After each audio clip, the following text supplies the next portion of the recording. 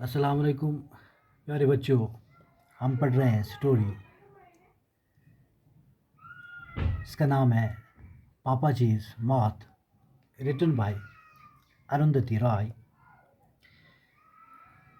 तो इसके दूसरे लेसन में हमने पढ़ा कि अब पापा जी और मामा जी की दूरियां बढ़ गई और यहाँ तक कि पापा जी ने मामा जी से बिल्कुल बात करना छोड़ दिया। अब जब उसको कोई चीज़ की ज़रूरत होती थी तो वो किसी कोचुमारिया या बेबी कोचुमा को एज इंटरमीडिएट मीडिएट के तौर पर इस्तेमाल करता था। आज हमें इसका तीसरा लेसन पढ़ना है। He bought the sky blue Plymouth from an old Englishman in Munnar। तो इसने हल्के पीले रंग की एक प्लायमाउथ गाड़ी मुनार में रहने वाले एक बूढ़े अंग्रेज से खरीद ली। He became a familiar sight in Immingham, coasting importantly down the narrow road in his white car, looking outwardly elegant but sweating freely inside his woolen suits। MNM में वो एक जाना पहचाना नज़ारा बन गया। अपनी चौड़ी कार में तंग सी सड़क के ऊपर बड़ी ठाठ से सवारी करता हुआ, बाहर से देखने में शानदार लेकिन अपनी ऊनी पोशाक के अंदर बुरी तरह पसीना बहाता हुआ वो ही wouldn't allow Mamaji or anyone else in the family to use it or even to sit in it।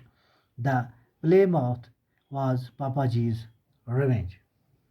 वो मामा जी या अपने कुंबे में किसी भी दूसरे आदमी को इसे इस्तेमाल करने नहीं देता था या इसमें बैठने भी नहीं देता था। ये प्लेमाउथ पापा जी के पास बदला लेने की एक चीज़ थी। पापा जी had been an imperial entomologist at the Pusa institute.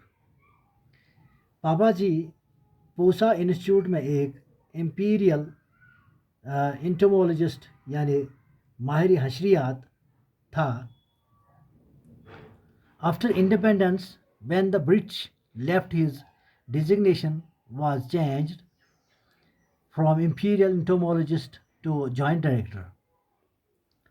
आज़ादी के बाद जब अंग्रेज़ चले गए तो इसके ओहदे का नाम इम्पीरियल इंटोमोलॉजिस्ट से बदलकर जॉइंट डायरेक्टर महकमे इंटोमोलॉजी कर दिया गया। The year he retired, he had risen to a rank equivalent to director. जिस साल वो रिटायर हुआ वो तरक्की करके डायरेक्टर के ओहदे तक पहुंच चुका था।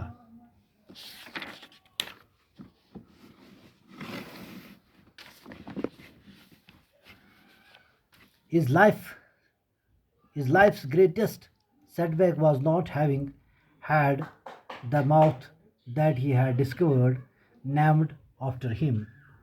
इसकी ज़िंदगी का सबसे बड़ा झटका उसे ये रहा था कि वो पतंगा यानी परवाना जिसकी नस्ल की खोज इसने की थी, इसका नाम इसके ही नाम पर नहीं रखा गया था। It fell into his drink one evening while he was sitting in the veranda of rest house after a long day in the field।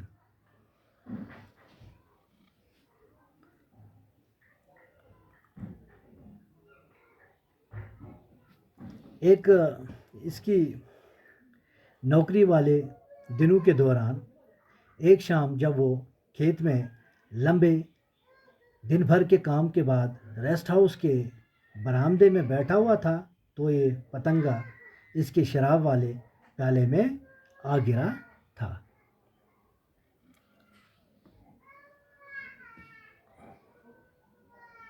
As he picked it out, he noticed its unusually dense dorsal tufts. तो जब इसने इसे पकड़कर बाहर निकाला तो इसने पतंगे के पीछे वाले हिस्से के बालों के गुच्छों को गैर मामूली तौर पर गिना गिना पाया।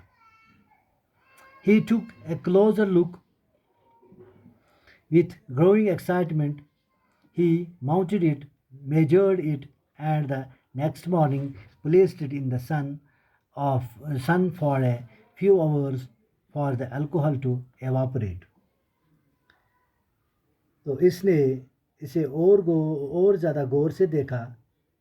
बढ़ते हुए जज्बे के साथ इसने इसे टांग दिया, इसकी पैमाइश की और अगली सुबह इसे कुछ घंटों के लिए धूप में छोड़ दिया ताकि इसमें से शराब की नमी उड़ जाए। Then he caught the first train back to Delhi. फिर उसने दिल्ली जाने वाली पहली गाड़ी पकड़ी। To taxonomic attention, and he hoped fame after 6 unbearable months of anxiety. ये उम्मीद करते हुए कि दर्जाबंदी करने वाले साइंसदान की शक्ल में उससे शोहरत हासिल होगी। After 6 unbearable months of anxiety, to Papaji's intense disappointment, he was told that his moth had finally been identified as a slightly unusual race of a well-known species that belonged to the tropical family Lemantrid. तो परेशानी भरे 6 नाकाबिल बर्दाश्त महीनों के बाद पापा जी को गहरी नाउमीदी हुई जब उसे ये बताया गया कि आखिर मैं इसके पतंगे को एक बहुत जाने पहचाने दर्जे के पतंगों में से थोड़ी सी गैर मामूली नस्ल वाले पतंगे के तौर पर पहचाना गया था, और जो कि लेमनट्रॉयडी नाम के गर्म तरीन इलाकों में रहने वाली नस्ल से ताल्लुक़ रखता था। Okay, thank you.